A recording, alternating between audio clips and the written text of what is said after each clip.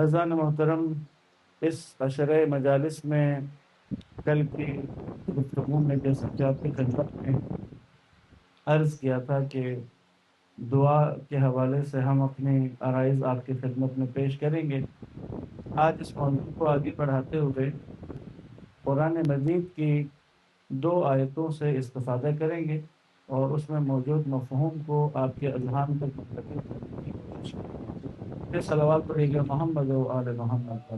اللہم صل علی محمد و آل محمد۔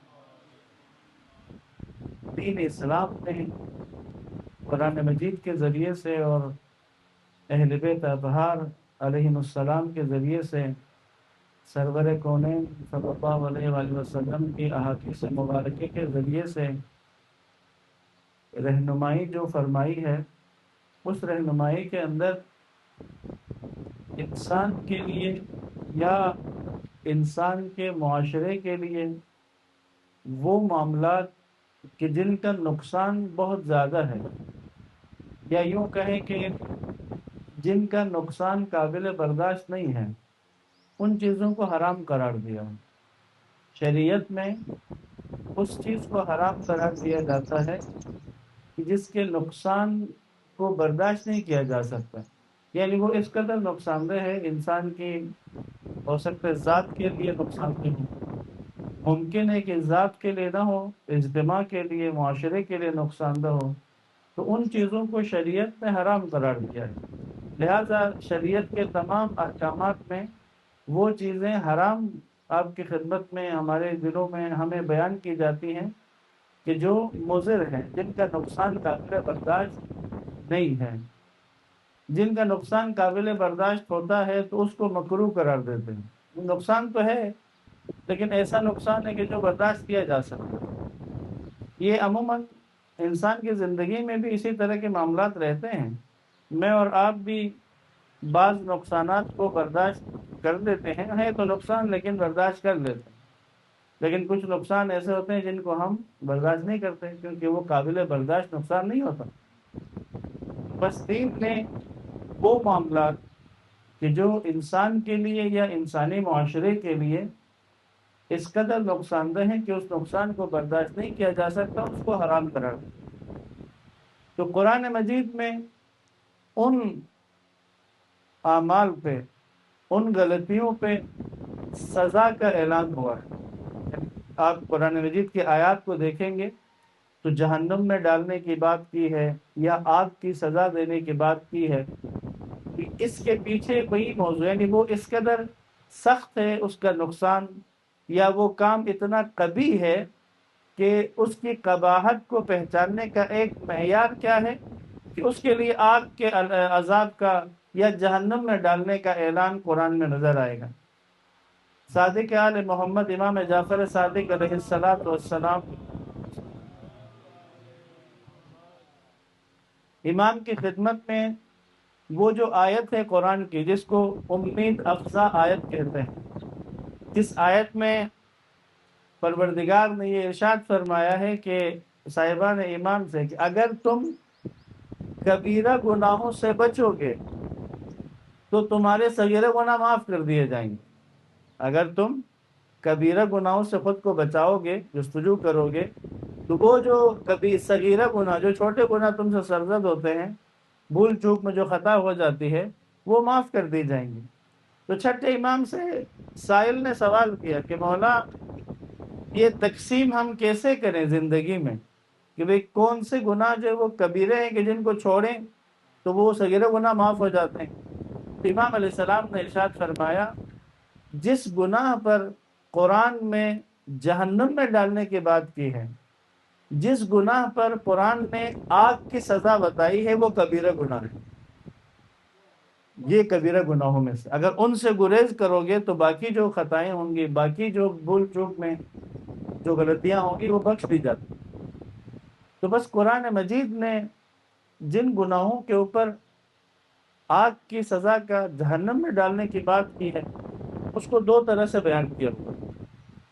قرآن کتاب ہدایت ہے اور ہم سب کے لیے، قیامت تک آنے والے انسانوں کے لیے یہ پروردگار کی طرف سے ایک احسان عظیم ہے موت کے بعد یا اگلے عالم میں قیامت میں جو معاملات پیش آنے ہیں وہ ابھی بتا دیے. یعنی جیسے ایک طالب علم کو پہلے بتا دیا کہ امتحان میں کون سا پیپر آنا ہے، کون سا سوال آنا ہے، کون سا سوال امپورٹنٹ ہے، اور کس سوال کو پورا نہیں کرو گے تو فیل ہو جاؤ گے. سوال بھی بتا دیا، جواب بھی بتا دیا پہلے ہی.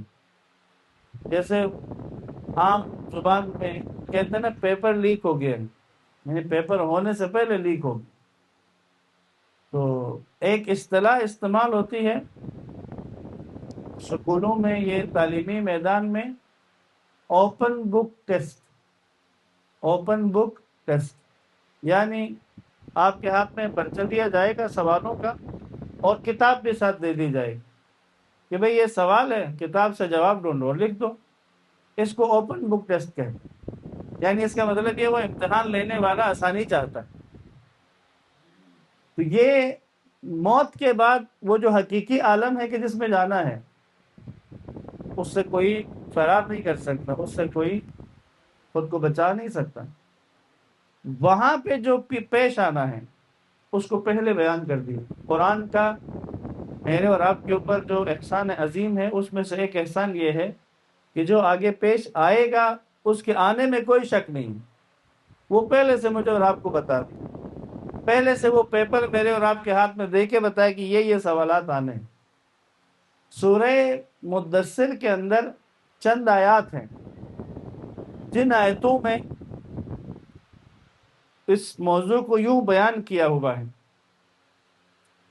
کہ قیامت کے بعد جنت اور جہنم کا منظر ہے، اور ایسی جگہ ہے یا شاید کوئی ایسا ٹائم ہے کہ جس میں اہل جنت اہل جہنم کو دیکھ رہے ہوں اور جہنم والے بھی جنت والوں کو دیکھ رہے ہوں گے. ممکن ہے کہ جنت کی کوئی جگہ ایسی ہو، یا ممکن ہے کہ کوئی دن ایسا ہو، وَإِلَّا اس کے علاوہ جہنمی جنتیوں کو نہیں دیکھ سکتے. یہ شاید کوئی خاص دن ہوگا یا کوئی خاص ایسی جگہ جنت میں ہوگا کہ جہاں سے ایک دوسرے کو دیکھ سکتے ہیں. تو اب یہ ایک دوسرے کو دیکھیں گے تو اہل جنت جہنمیوں سے سوال کریں، ما سلککم فی سقر، کس چیز نے تمہیں جہنم پہنچایا ہے. اب قرآن کی ہدایت کا انداز دیکھیں، جنتیوں نے جہنمیوں سے سوال کیا ہے، ما سلککم فی سقر، وہ کیا وجہ بنی کہ تم جہنم میں ہو، تم نے دنیا میں ایسا کیا کیا تھا کہ تم آج جہنم میں ہو. تو جہنمیوں نے اپنے 3 یا 4 کام بتائے کہ بھئی ان کاموں کی وجہ سے ہم جہنم پہنچے. تو میں نے جو آپ کی خدمت میں بتائی نا، پیپر پہلے بتا دیا ہمیں کہ بھئی جو جہنم گئے تھے وہ اس وجہ سے گئے. موضوع میرا ہے کہ قرآن مجید نے جن اعمال پہ، جن غلطیوں پہ آگ کی سزا یا جن غلطیوں پہ جہنم کے بارے میں ڈرایا ہے، وہاں پہ آپ کو لے کے جانا. یہ ایک ضمناً تمہیدی نقطہ ہے جو کام آئے گا ہم سب کے. ایک درود پڑھ لیں محمد و آل محمد.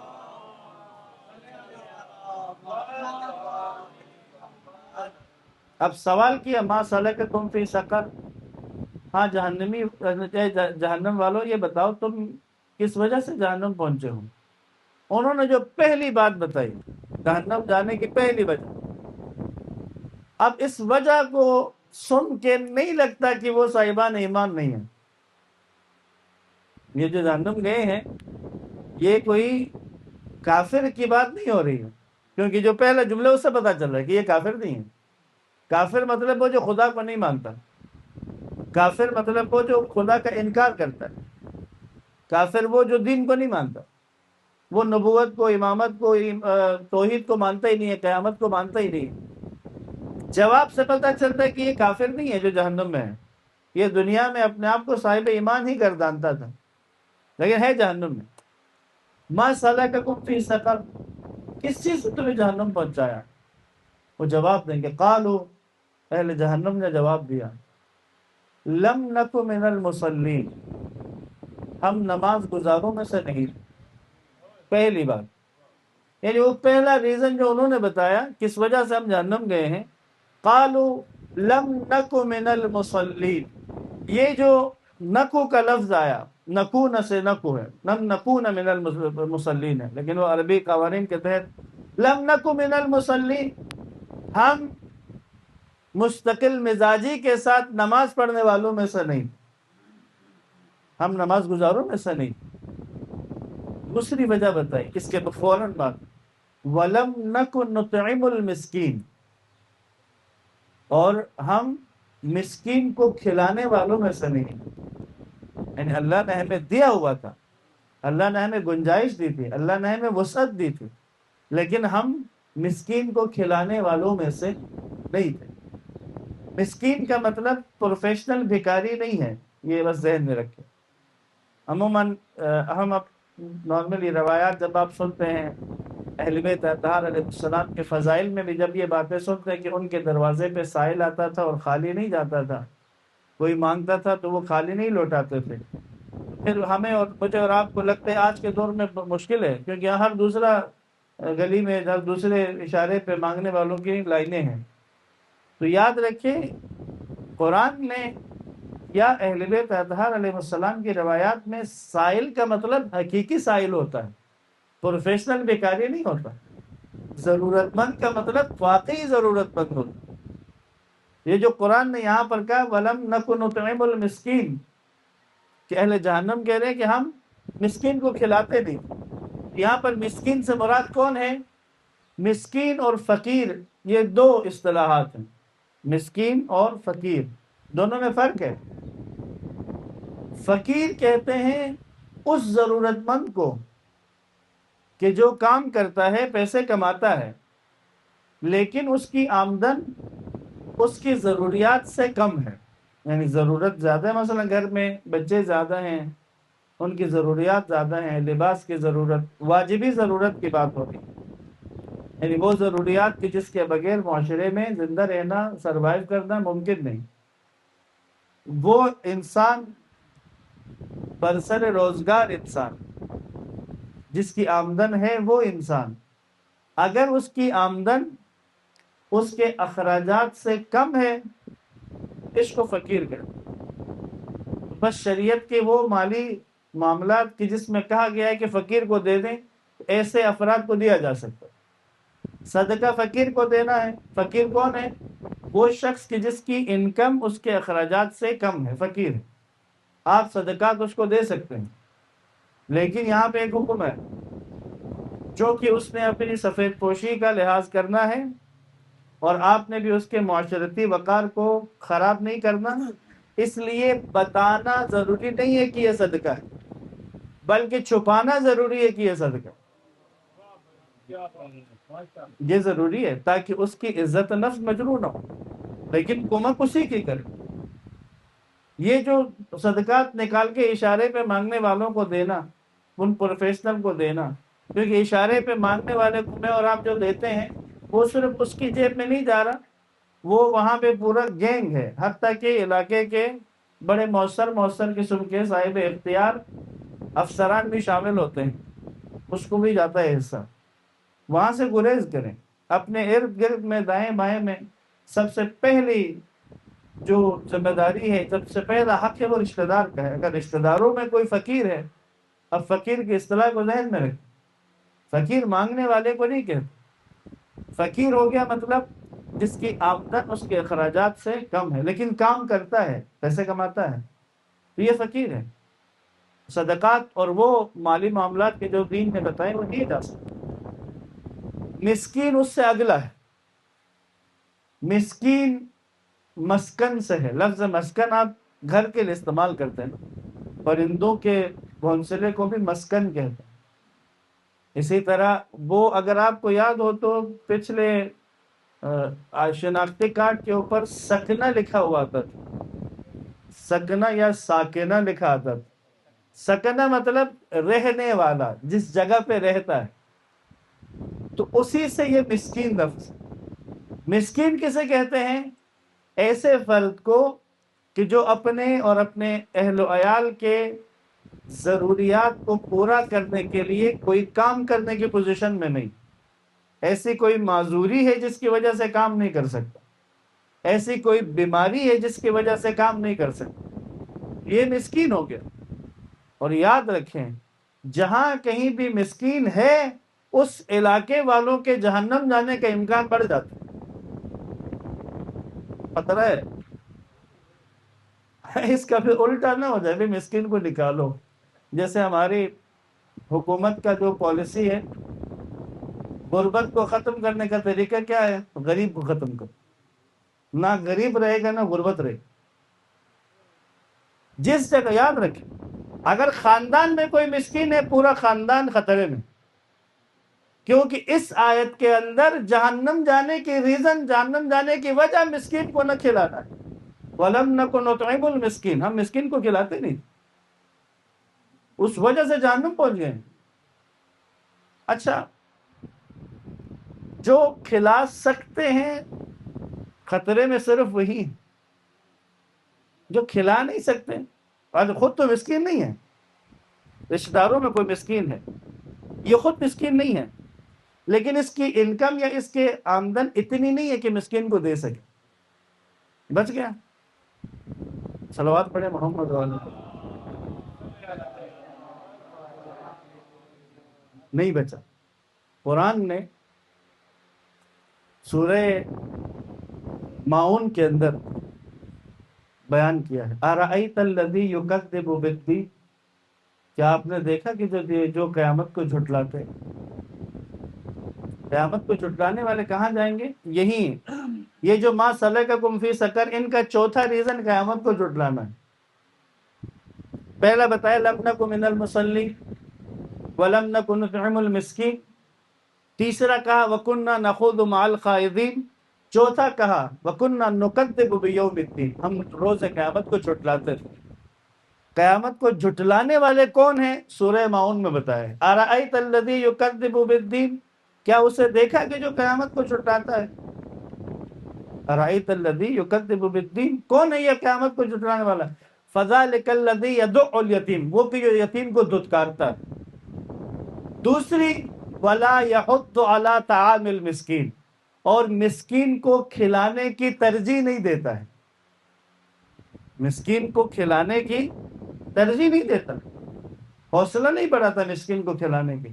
یعنی یہاں سے پتہ چلا خود تو مسکین کو کھلا نہیں سکتا، لیکن اس کے پاس یہ بس میں ہے، یہ اختیار میں ہے، اگر کچھ لوگ کی جو رابطے میں ہیں ان کو کہے گا تو وہ مسکین کو کھلا دیں گے۔ اس کے پاس اتنی صلاحیت موجود تھی، اس کے پاس اتنے رابطے موجود تھے کہ یہ اگر فلاں سے بات کرتا، اس دوست سے بات کرتا، اس رشتہ دار سے بات کرتا، تو وہ دوست، وہ رشتہ دار اس مسکین کی ضرورت کو پورا کرتے، اور یہ اختیار اس کے پاس تھا، یہ موقع اس کے پاس تھا۔ اس نے اگر ایسا نہیں کیا تو یہ کون ہے؟ ارأیت الذی یکذب بالدین، یہ وہ ہے کہ جس نے دین قیامت کو جھٹلایا ہے۔ اور اب واپس جائیں سورہ مدثر میں، 4 وجوہات جس کی وجہ سے جہنم پہنچے ہیں۔ چوتھی وجہ کیا ہے؟ وَكُنَّا نُكَذِّبُ بِيَوْمِ الدِّينِ، ہم قیامت کو جھٹلاتے تھے۔ امیر المؤمنین علیہ السلام نے قرآن مجید کی آیات کو سمجھنے کی ایک روش سکھائی ہے مولا علی نے۔ مولا نے کہا یفسرون بعضهم بعضا، قرآن مجید کی آیتیں ایک دوسرے کی تفسیر کرتی ہیں۔ آپ ایک موضوع کی آیتوں کو اکٹھا کریں تو آپ کو ساری بات سمجھ میں آ جائے، جیسے یہ جو میں نے آپ کی خدمت میں بھی بتایا۔ سورہ مدثر میں جہنم جانے کی وجہ بتائی کہ ہم قیامت کو جھٹلاتے تھے، سورہ ماؤن میں قیامت کو جھٹلانے والوں کی صفات بیان کرتی، باتیں اس طرح سے قرآن کی آیتیں ایک دوسرے کو تفسیر کرتی ہیں، سمجھ میں آتی۔ پس عزیزان محترم، یہ جو 4 ریزنز ہیں، 4 وجہ ہیں جس کی وجہ سے وہ جہنمی ہو چکے ہیں، میں نے جو آپ کے شروع میں عرض کیا یہ کفار نہیں ہیں، کیونکہ کفار کا تو نماز کے ساتھ تعلق ہی نہیں ہے، وہ تو یہ کہتے کہ ہم اللہ کو نہیں مانتے تھے، یہ کہہ رہے ہم نماز نہیں پڑھتے تھے، تو بات سمجھ میں آ رہی ہے، نماز کو مانتے تھے، نماز کے ماننے والے تھے۔ بس 4 ریزنز، تیسرا ریزن بھی بہت اہم ہے، 3 میں نے بیان کی، چوتھا پہلے بیان کر دوں۔ 4 وجوہات ہیں۔ پہلا، نماز گزاروں میں سے نہیں تھے، دوسرا مسکین کو کھلاتے نہیں تھے، تیسرا جو میں نے پہلے بیان کیا، ہم قیامت کو جھٹلاتے تھے، ایک چوتھا ہے جو ترتیب میں تیسرے نمبر پہ، وَكُنَّا نَخُوضُ مَعَ الْخَائِضِينَ، ہر فضولیات بکنے والے کے ساتھ بیٹھ کر فضول بکواس کرتے تھے. یہ کننا نخوض مع الخائض، کہیں پہ بھی کوئی بیٹھ کے فضول باتوں میں لگا ہوا ہے، ٹائم ضائع کر رہا ہے، اپنا وقت برباد کر رہا ہے، بلا بغیر کوئی مقصد کے بیٹھے ہوئے ہیں، ایسے بیٹھ کے وقت برباد کر رہے ہیں، کوئی فائدے کا کام کر نہیں رہے ہیں، ہم بھی ادھر بیٹھ جاتے ہیں. وَكُنَّا نَخُوضُ مَعَ الْخَائِضِينَ، بےہودہ گوئی کرنے والوں کے ساتھ بیٹھ کے ہم بھی بےہودہ گوئی کرتے ہیں. یہ آسان نہیں ہے معاملہ. یہ چار وہ بنیادی ریزنز ہیں سورہ مدثر میں جو بیان کیے، جس کی وجہ سے جہنم والے جہنم پہنچے اور اہل جنت کو اپنی آپ بیتی بتا رہے کہ ہم یہ کام کرتے ہیں. تو بس قرآن مجید نے کچھ معاملات ایسے ہیں کہ جس کے سزا کے طور پہ جہنم کہا ہے. اب آپ اندازہ کریں دعا نہ کرنے کو، مثلا بعض اوقات ایسا لگتا ہے دعا کرنا ایک مستحب کام ہے.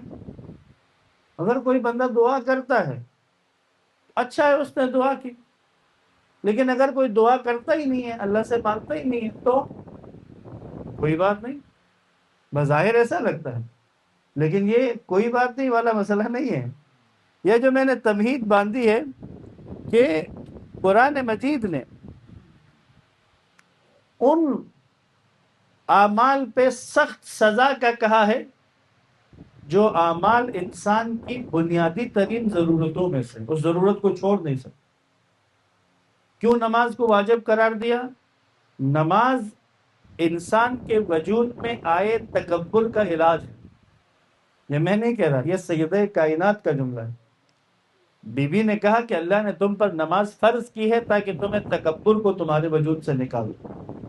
کیونکہ جب انسان خاک نشین ہوتا ہے، جب پیشانی کو خاک پہ رکھتا ہے، تکبر ٹوٹتا ہے، اور نماز جماعت میں تو زیادہ تکبر ٹوٹتا ہے، بالخصوص دوسری صف والوں کا. کیوں؟ وہ جہاں سجدے میں سر رکھتے ہیں اگلے کے پاؤں ہوتے ہیں وہاں پہ. تکبر توڑنے کے لیے نماز جماعت. اور کبھی غور کیجئے گا، اکثر میں اس پہ توجہ کرتا ہوں، ہم نماز جماعت کے لیے پہنچے دوسری تیسری صف میں، اور آگے وہ ہے کہ جس سے جھگڑا ہے، اگلے مجھ سے آگے وہ ہے جس سے جھگڑا ہے. تکبر کیسے ٹوٹتا ہے؟ میں نے سجدے میں سر رکھا، وہاں اس کے پاؤں ہیں. یہ توڑتی ہے نماز تکبر کو، بھیجا تکبروں کو توڑنے کا کام. دعا کا مسئلہ کس قدر اہم ہے. اب قرآن مجید کی ایک آیتوں کے کچھ ٹکڑے مشہور ہو گئے صاحبان ایمان میں. ویسے تو اس لیے مشہور ہو گئے کہ ظاہر پورا قرآن تو پڑھتے نہیں ہیں، تو کچھ آیتیں اور کچھ آیتوں کے ٹکڑے مشہور ہو گئے. یہ ٹکڑا بھی مجھے امید ہے آپ میں سے اکثر کو سنا ہوگا. آپ ادعونی استجب لکم، ہے نا ایسا؟ ادعونی استجب لکم، تم دعا کرو میں تمہاری دعا قبول کروں. یہ قرآن کی سورہ مومن کی آیت نمبر 60 ہے. سورہ مومن آیت نمبر 60. ادعونی استجب لکم. اچھا، یہ اس آیت کا ایک حصہ ہے، پوری آیت نہیں ہے. چونکہ وہ حصہ یاد ہے، اگلی بات یاد نہیں ہے، اس لیے دعا کے بارے میں زیادہ کانشیس نہیں ہوں. اب میں پوری آیت آپ کی خدمت میں پڑھوں.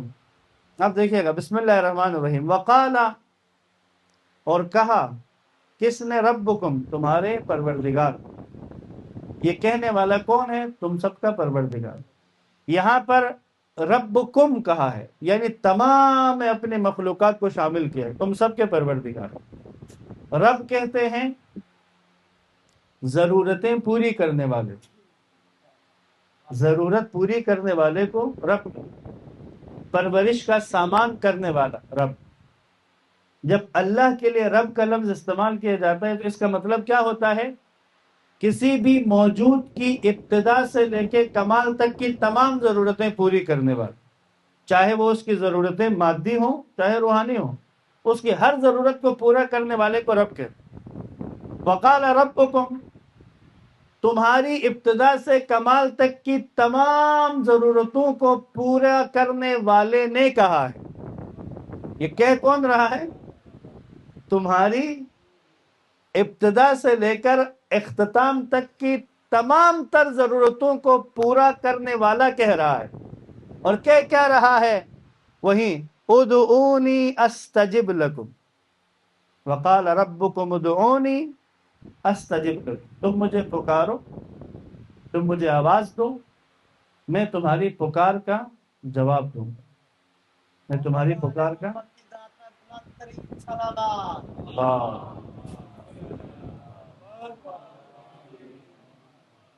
اب یہاں پہ وہ جو تمہاری تمام ضرورتیں پوری کرتا ہے وہ تم سے کہہ رہا ہے کہ مانگو. مانگے بغیر بھی دے سکتا ہے، مانگے بغیر بھی دے سکتا ہے، دیتا بھی ہے. ماہ رجب کی دعا میں اور آپ یہی کہہ رہے ہوتے ہیں کہ اے وہ کہ جو قلیل کے جگہ کثیر دیتا ہے. یا من یؤتی الکثیر بالقلیل، تھوڑے سے عمل کے بدلے میں زیادہ دیتا ہے.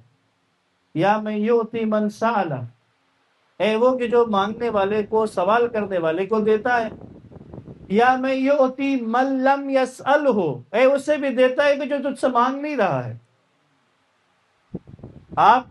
اگر میں اور آپ اپنی زندگی میں دیکھیں تو کتنا ایسا کچھ ہے کہ جو بن مانگے ملا ہوا ہے، مانگا نہیں تھا، اللہ نے دیا ہے. تو وہ جو ضرورتیں پوری کرنے والا ہے وہ کہہ رہا ہے ادعونی، پکارو، آواز دو، طلب کرو، استجب لکم، میں تمہاری پکار کا جواب دوں گا، میں تمہاری اس دعا کو قبول کروں گا. بات ختم ہو گئی یہاں پہ؟ نہیں، اگلا اہم ہے. اب سنیے گا اگلا کیا ہے. ان الذین یستکبرون عن عبادتی سیدخلون جہنم داخرین. اور یقیناً وہ لوگ کہ جو میری بندگی کو عام سمجھتے ہیں، جو میری بندگی کے مقابلے میں تکبر کرتے ہیں، سیدخلون جہنم داخرین، ان قریب انہیں خوار کر کے جہنم میں داخل کر دیں. کرنے کو کیا کہا ہے؟ دعا مانگو. اور دعا نہ مانگنے کو کیا شمار کیا ہے؟ بندگی کے مقابلے میں تکبر کرنا. ٹھیک ہے کہ تمہیں بن مانگے بھی دیتا ہے، لیکن اس نے تقاضا کیا ہے کہ تم اس سے مانگو، تم اس سے دعا کرو، تم اس کی خدمت میں گڑ گڑاؤ، تم اس سے طلب کرو. اگر تم طلب نہیں کرتے تو اس کا مطلب یہ ہے کہ تم اس کی بندگی کے مقابل میں تکبر سے کام لے رہے ہو. اور اگر یہ تکبر تم نے کیا تو سیدخلون جہنم داخرین. اب توجہ کر رہے ہیں کہ یہاں پر دعا کے چیپٹر میں جہنم کا ذکر کر دیا. یعنی اگر کوئی دعا نہیں کر رہا ہے، اگر کوئی پروردگار سے مان نہیں رہا ہے، اس کو کہا جا رہا ہے اس عمل کا معاملہ اتنا آسان نہیں ہے. اگر تمہارے دعائیں نہیں ہیں، تم اہل دعا میں سے نہیں ہو، تم پروردگار کو پکارنے والوں میں سے نہیں ہو، تو یہ تکبر میں شمار ہوتا ہے.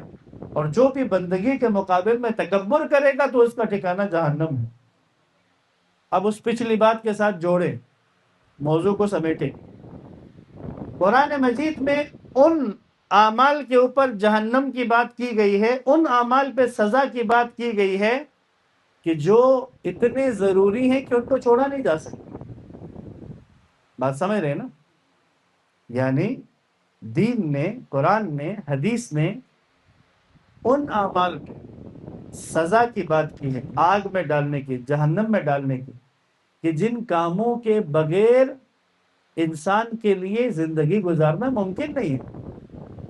ان کے بغیر چارہ نہیں ہے کہ انسان نجات تک پہنچ سکے. ان کے بغیر ممکن نہیں ہے کہ انسان خدا کے لقاء تک پہنچ سکے. ان کاموں کو ضروری قرار دیا اور ان کاموں کے ترک کرنے پر جہنم کی بات کی. اور ان میں سے ایک دعا کو قرار دیا ہے سورہ مومن کی آیت نمبر 60 میں. جب دعا کو اس قدر اہمیت دی ہے کہ اگر دعا کے بارے میں کوتاہی کرتا ہے، غفلت کرتا ہے تو آگے جہنم ہے. اس کا مطلب یہ ہوا پھر یہ موضوع بھی ایسا ہے کہ اس کے بارے میں بھی جزیات کے ساتھ پتہ ہونا چاہیے. جیسے نماز کے بارے میں پتہ ہے، نماز کے بارے میں ٹائم کا پتہ ہے، نماز پڑھنی کیسے معلوم ہے، ایک ایک جز کا پتہ ہے، فجر میں کتنی پڑھنی ہے، ظہر میں کتنی پڑھنی ہے، عصر میں، مغرب میں، عشاء میں، سب کچھ معلوم ہے، کیونکہ اس کے بارے میں اہمیت دی ہے دین نے۔ یقین کریں اسی قدر اہمیت دعا کے بارے میں بھی دی ہے۔ سورہ مومن کی آیت نمبر 60 کے اندر مجھے اور آپ کو آگاہ کیا ہے، اگر دعا کے مقابل میں تکبر کرو گے تو جہنم میں، وہ بھی سیدخلون جہنم، صرف جہنم میں داخل نہیں، داخلین، رسوا کر کے، تذلیل کر کے، ہیوملیٹ کر کے جہنم میں ڈالیں۔ اس لیے یہ اس عشرے میں دعا کے موضوع پہ آپ کی خدمت میں جو گزارشات عرض کرنی ہے اس کی اہمیت کی وجہ ہے۔ ایک اہم مرحلہ اس موضوع پہ جو انشاءاللہ عرض کرنا ہے، آج کی مجلس میں شاید میں اس کی طرف نہ جا سکوں، وہ بھی بہت اہم ہے، وہ سورہ مبارکہ فرقان کی آخری آیت، بہت اہم موضوع۔ بعض اوقات یہ عام استعمال ہونے والے جملوں میں سے ایک جملہ ہے، بعض اوقات قدرت بہت ساتھ دیتی ہے اور بعض اوقات قدرت لفٹ ہی نہیں کراتی۔ اچھا قدرت ساتھ دے تو کیا ہوتا ہے؟ قدرت الہی کی بات ہوگی۔ قدرت ساتھ دے تو تھوڑی سی محنت کا بھی زیادہ نتیجہ مل رہا ہوگا، محنت تھوڑی کی تھی زیادہ نتیجہ مل، یا عام لوگوں کی زبان میں کہتے ہیں برکت پہ گئی، کام چھوڑا سے کیا تھا اور برکت پہ گئی۔ ٹھیک ہے، اسی یہی سمجھ لیں آپ۔ اس کی وجہ کیا ہے؟ کیونکہ قدرت الہی شامل حال ہو گئی، اللہ کی قدرت تمہارے شامل حال ہو گئی۔ یہ سورہ مبارکہ فرقان کے آخر میں جانتے کیا کہا ہے؟ قدرت الہی کن لوگوں کو لفٹ نہیں کراتی، یعنی سسٹم ہے، اللہ کی قدرت کس کس کو لفٹ نہیں کراتی، یعنی وہ کون ہے کہ جن کے بارے میں قدرت کو پرواہ ہی نہیں ہے کہ جائیں مرے سڑے جا کے، جو کریں، وہ کون لوگ ہیں؟ یہ بھی اہم موضوع ہے۔ اچھا خود سوچیں، انسان کا کام کس قدر آسان ہو جائے جب اسے معلوم ہو کہ کوئی بڑی پاور اس کے ساتھ شامل ہے۔ انسان کا کام آسان ہوتا ہے۔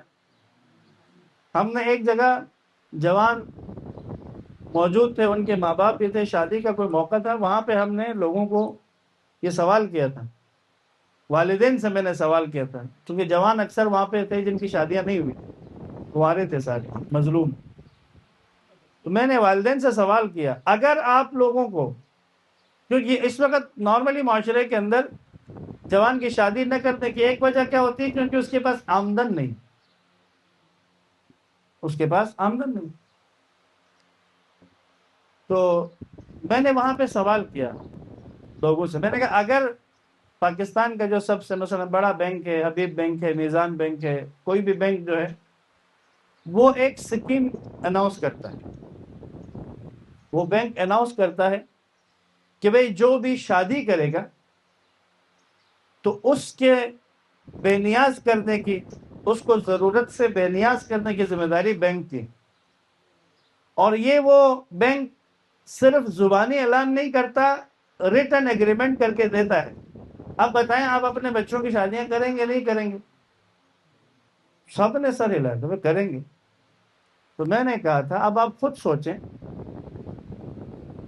پوری دنیا میں سے بلکہ اگر دنیا سے ذرا باہر نکل جائیں، اگر ہم اپنے نظام شمسی سے، سورج اور اس کے جو سیارے ہیں، اس سے تھوڑا سا باہر جائیں تو پھر آپ کو اپنی زمین نظر ہی نہیں آئے۔ اس وقت جو کائنات جتنی دیکھ چکا ہے انسان ٹیکنالوجی کے ذریعے، اس کائنات کو سامنے رکھ کے اگر زمین کو اس میں سے بتانا چاہیں کہ زمین کی حیثیت کائنات میں کتنی ہے، تو کیا بتایا ہے کہ آپ ساحل سمندر پہ جائیں، سمندر کے ساحل پہ جو ریت ہے، اس ریت میں سے نکال کے ایک ذرہ اپنے ہاتھ پہ لے لیں، اس ذرے کی اس پورے ساحل میں جتنی حیثیت ہے اتنی ہماری زمین کی کائنات کے اندر، اس کائنات میں سے زمین میں سے 7 خشکی کے بڑے خطے، اس میں سے ایک ایشیا، اس بر اعظم ایشیا کے جنوب میں موجود ایک ملک پاکستان، اس پاکستان میں بسنے والے لوگوں کے پیسوں کے جمع ہونے سے چلنے والا ایک بینک، وہ اگر یہ اعلان کرے کہ آپ اپنے بچوں کی شادیاں کریں، ہم آپ کے بچوں کی ضرورت کو پورا کریں گے، تو ہمیں اس کی بات پہ اعتماد ہے۔ اور سورہ نور میں اللہ نے زبانی نہیں، ریٹن ایگریمنٹ کیا ہے، وَأَنكِحُوا الْأَيَامَ مِنكُمْ وَالصَّالِحِينَ إِن يَكُونُوا فُقَرَاءً يُغْنِهِمُ اللَّهُ مِن فَضْلِهِ۔ تم اپنے غیر شادی شدہ لڑکے لڑکیوں کی نکاح کرو، شادی کرو، اگر وہ فقیر ہیں تو اللہ ان کو بے نیاز کرے گا۔ کائنات کے خالق نے ریٹن ایگریمنٹ کر کے دیا ہوا ہے کہ تم کرو نکاح، میں بے نیاز کروں گا۔ اور ہم آمادہ ہیں کہ اگر میزان دیں کہے تو مانیں گے۔ اللہ کا ریٹن ایگریمنٹ ماننے میں آ نہیں رہا ہے۔ فضان محترم، قدرت الہی کو اگر کوئی یہ چاہتا ہے اس کے کاموں میں، اس کے معاملات میں اللہ کی قدرت شامل ہو، اور کون لوگ ہیں، وہ کون سے انداز ہیں، وہ کون سے رویے ہیں جہاں پر قدرت الہی کو پرواہ ہی نہیں ہے، جائیں جو کریں، ان کو ان کے حال پہ چھوڑ دیں۔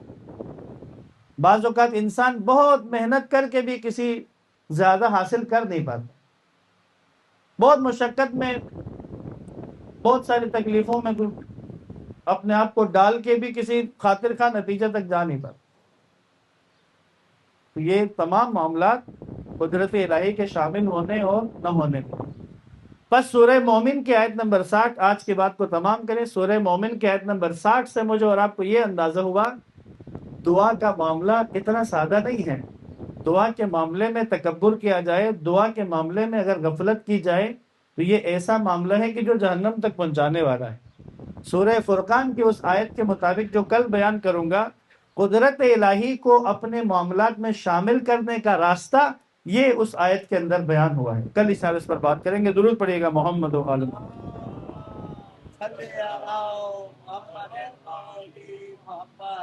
بس اذان محترم، ایام عزا ہیں، سید الشہداء کی فرش عزا پہ جانا بیٹھنا، کوئی نہ کوئی انسان ان دنوں میں امام حسین علیہ السلام کے لیے کوئی نہ کوئی کام، کوئی نہ کوئی خدمت،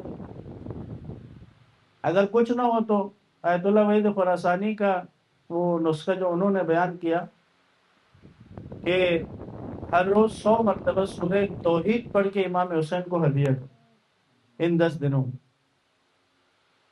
درود 100 دفعہ پڑھ کے امام حسین کو ہدیہ دو، مجلس میں شرکت کر کے پوری توجہ کے ساتھ سید الشہداء، کیونکہ چھوٹے سے چھوٹے عمل کو بھی یہ ان کا کرم ہے۔ یقین کریں امام حسین بہت کریم، چھوٹے سے چھوٹے عمل کو بھی قبول کریں۔ تہران میں ایک قدیمی مجلس، آقا اسماعیل کے مجلس کے نام سے قدیمی مجلس، جس میں مجتہدین بھی جاتے تھے اور نسل در نسل فرش عزا بچھانے والے لوگ بھی۔ وہاں نسبتاً ماحول اور بہتر ہوتا ہے، سب لوگ سیاہ لباس میں ہوتے ہیں، آپ کو مجلس میں جائیں تو کوئی بھی سیاہ لباس کے علاوہ نہیں دکھے، سب سیاہ لباس۔ اب ان کے ہاں مجلس تھی، تو اب جہاں اگر 2000 بندہ سیاہ لباس میں ہوگا تو وہاں کوئی ایک بھی سیاہ لباس کا نہیں ہوگا تو فوراً وہ نمایاں ہو کے دکھیں گے۔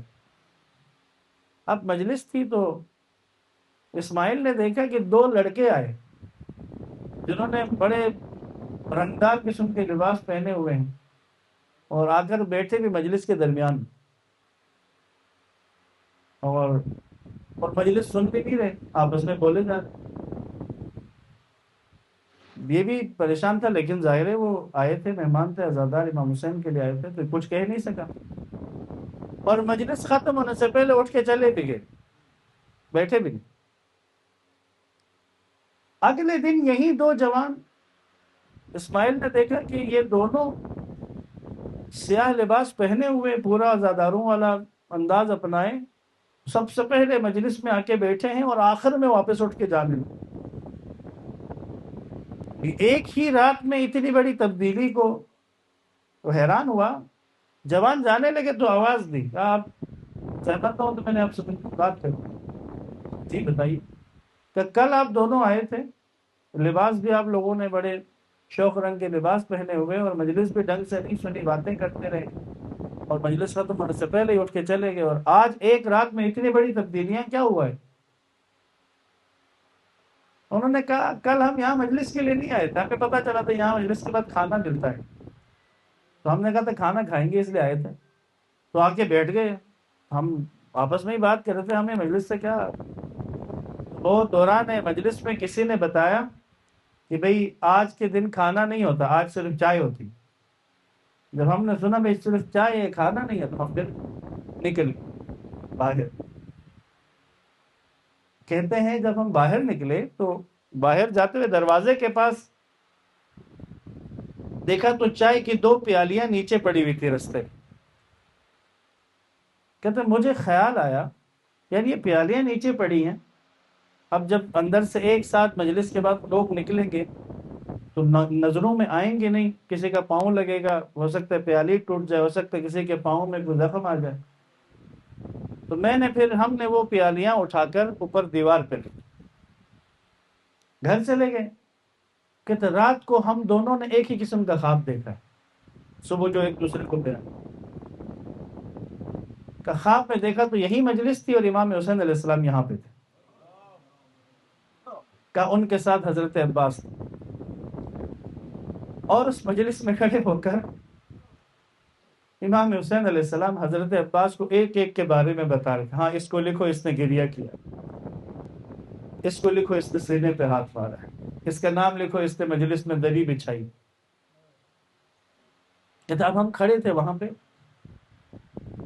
تو امام حسین علیہ السلام نے ہماری طرف رخ کیا اور مولا عباس سے کہا ان کا نام بھی لکھو. کہتے مولا عباس نے کہا آقا یہ مجلس کے لیے آئی نہیں تھی، یہ تو کھانے کھانے آئی تھی اور یہ رکے بھی نہیں تو جا رہے. کہتے امام نے کہا ہاں لیکن نا انہوں نے جاتے ہوئے 2 پیالیاں اٹھائی، انہوں نے 2 پیالیاں اٹھائی ہیں، ان کا حق آ گیا مجھے، کیونکہ انہوں نے سوچا کہ کسی عزادار کو تکلیف نہ ہو اس کے ٹوٹنے سے، اس کے پاؤں پہ زخم پڑ. اذان محترم، سید الشہداء چھوٹے سے چھوٹا عمل بھی جو ان کے لیے کیا گیا بدل دیتے ہیں. کل بھی عرض کیا تھا نا انقلاب پرور ہیں سید الشہداء. کتنے انسانوں میں تحول اور کتنے انسانوں کو بدل دیا، جن کی زندگیاں عوض ہو گئی ایک دم. بس آج 2 محرم ہے، وہ دن کہ جب حسین کا کربلا میں غروب ہوا. یہ پہلی مرتبہ تھا 61 ہجری میں کہ حسین کربلا میں وارد ہو. کسی نے بہت خوب کہا ہے ایسا حسین کربلا میں آئے کہ اس کربلا کو ایسا آباد کر دیا کہ دنیا کا کوئی آباد شہر اتنا آباد نہیں ہے. اس بیابان معروف ہے کہ جس وقت داخل ہوئے کربلا میں سواری جو تھی امام کی وہ نہیں چلی آگئی. امام نے سوال کیا اس زمین کا نام کیا ہے، اس علاقے کا؟ مختلف نام بتائے. کہا غازریہ ہے، کہا اور کوئی نام ہے، کہا نینوا ہے، کوئی اور نام بھی ہے، کہا اس کو شط فرات بھی کہتے ہیں. حسین کو ایک نام کی تلاش تھی شاید، کہا کوئی اور نام بھی ہے، کہا اس کو کربلا کہتے ہیں. جب کہا نا کربلا تو کہا لا حول ولا قوت الا باللہ اعوذ باللہ من کرب و بلاء. مولا عباس سے کہا عباس یہیں پہ ہماری سواریوں کو روکو، یہیں پہ ہمارے خیمے لگیں گے، ہمارے وعدے کی جگہ یہی ہے. اب خیام لگانے کا حکم دیا ہے. سب سے پہلے جو کربلا میں خیمہ لگا ہے وہ زینب کبریٰ کا خیمہ ہے. سب سے پہلے وہ خیمہ لگایا ہے، بیویوں کو اتارا ہے. امام حسین علیہ السلام نے اس علاقے کا جائزہ لیا اور پوچھا قریب میں کون آباد ہے. بتایا گیا کہ بنو اسد قبیلے کی کوئی شاخ وہاں پہ رہتی. امام اپنے ساتھ کچھ لوگوں کو لے کے ان کے پاس چلے گئے، ان سے ملاقات کی، کہا اپنا تعارف کروایا، پہچان گئے. کہا میں اس زمین کو خریدنا چاہتا ہوں، تو مجھ سے اس زمین کی قیمت لے. یہ زمین بیش 60,000 درہم روایات میں ہے کہ وہ دیے، زمین خرید لی، اس کا تحریری معاہدہ لکھا۔ اب جب لکھا کہ اب یہ زمین حسین ابن علی کی ہے، کہا اس کے نیچے اب ایک جملہ لکھو۔ کہا جی مولا لکھوائیے۔ کہا یہ زمین میں ان بنو اسد کو ہبہ کرتا ہوں۔ وہ حیران ہو گئے کہ بھئی اگر ہبہ کرنا تھا تو زمین تو پہلے ہی ہمارے پاس تھی، ہماری ہی تھی، اس زمین کی ہمیں قیمت بھی دے دی اور زمین دوبارہ میں واپس کر رہے ہیں۔ تو مولا زمین واپس ہمیں دے رہے ہیں، قیمت بھی ہمیں دے دی۔ کہاں بس تم سے 2 تقاضے ہیں، اگر وہ 2 تقاضے میرے پورے کر دو تو یہ زمین میں تمہیں ہبہ کر دوں۔ کا حکم کریں۔ کہا یہ میدان کربلا ہے، 10 محرم کو یہاں پر مجھے میرے تمام آبان و انصار کے ساتھ شہید کیا جائے گا، تم آ کر میری تدفین کر دیں۔ دوسرا، میں نے عرض کیا نا حسین کو اپنے عزاداروں کی کتنی فکر ہے۔ پھر کہا دوسرا یہ کہ جو کوئی بھی میری زیارت کے لیے کربلا آئے 3 دن تک اس کے مہمان نوازی کریں۔ ظاہر ہے کہ میرا زائر آئے گا، تھکا ہوا ہوگا، پیاسا ہوگا، بھوکا ہوگا، حسین نہیں چاہتے کہ اس کا کوئی زائر بھوکا رہے، اس کا کوئی زائر پیاسا رہے۔ جب یہ کر دی بات، پھر کہا میں چاہتا ہوں کہ تمہاری عورتوں سے بھی بات کرو۔ بنی اسد کی عورتیں جمع ہو بھی، ان سے کہا اب تعارف جو کروائے ہیں نا، تینوں جگہ پہ الگ الگ تعارف ہے۔ جب عورتیں جمع ہو بھی ہیں، جب مرد جمع ہوئے تو کہا تھا میں تمہارے نبی کا نواسا ہوں۔ جب عورتیں جمع ہوئی تو ان سے کہا میں تمہاری نبی کی بیٹی کا بیٹا ہوں، میں فاطمہ زہرا کا لال ہوں۔ ان سے کہا ہو سکتا ہے کہ تمہارے مرد دفنانے کے لیے نہ آ سکیں، تو پھر ہماری تدفین کی ذمہ داری تمہارے اوپر ہے۔ اب کہا میں نے بنو اسد کے بچوں سے بھی ملنا ہے۔ عجیب اہتمام کیا ہے سید الشہداء نے۔ کہا جب بنو اسد کے بچے جمع ہو گئے تو ان سے اپنا تعارف کرواتے ہوئے کہا میں سکینہ کا بابا ہوں، وہ جو 4 سال کی سکینہ ہے میں بابا ہوں اس کا۔ کہ بچوں ہو سکتا ہے تمہارے ماں باپ ہمیں دفنانے کے لیے نہ آ سکیں کسی مجبوری میں، تو تم لوگ کھیلنے کودنے کے بہانے وہاں آ جانا، اور تم قبریں تو نہیں بنا سکو گے، اپنے ہاتھوں سے کربلا کی مٹی اٹھا کے ہمارے جنازوں پہ ڈال دینا۔ اجرکم اللہ۔ عزاداران مولا کس قدر اہتمام کیا، لیکن یہ تاریخ شاہد ہے 10 محرم کی عصر کو زہرا کا لال کربلا میں قربان ہوا ہے، لیکن 3 دن گزرنے تک بنو اسد آ نہیں سکے ہیں کربلا میں، کیونکہ عمر سعد لعین کا لشکر موجود تھا، آنے والوں میں رکاوٹ ڈال رہا تھا۔ یہ لوگ انتظار کرتے رہے یہاں تک کہ تیسرے دن یہ کربلا پہنچے۔ آج بھی میں نے خود کربلا میں اس جلوس کا وہ مشاہدہ کیا ہے۔ آج بھی کربلا میں 12 یا 13 محرم کو ایک جلوس آتا ہے، یہ کہتے ہیں اسی بنو اسد کی نسل میں سے، اسی قبیلے میں سے ہیں۔ عموماً جلوس میں علم ہوتا ہے، تعزیہ ہوتا ہے، لیکن یہ جو جلوس والے آتے ہیں ان کے ہاتھ میں کدالیں اور بیلچے اس طرح کی چیزیں ہوتی ہیں۔ یہ کربلا میں داخل ہو کر ایک نوحہ پڑھتے ہوئے کہتے ہیں اے حسین ہم وعدے پر قائم ہیں، ہم آ گئے آپ کو دفنانے کے لیے۔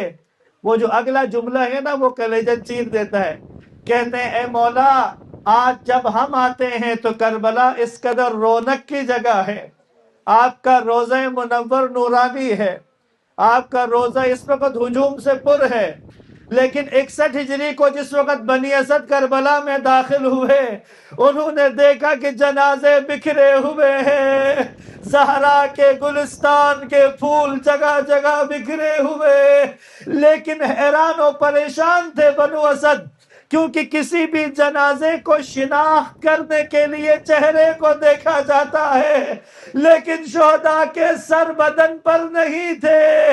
اب اسی پریشانی میں تھے تو دیکھا کوفہ کی طرف سے امام زین العابدین آتے ہوئے دکھائی دیے، روتے ہوئے کہا اے بنو اسد میں حسین کا وارث ہوں، آؤ میں تمہیں شناخت کرواؤں کہ جنازے کون سے ہیں۔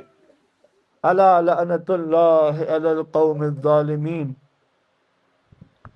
وسيعلم الذين ظلموا أي منقلب ينقلبون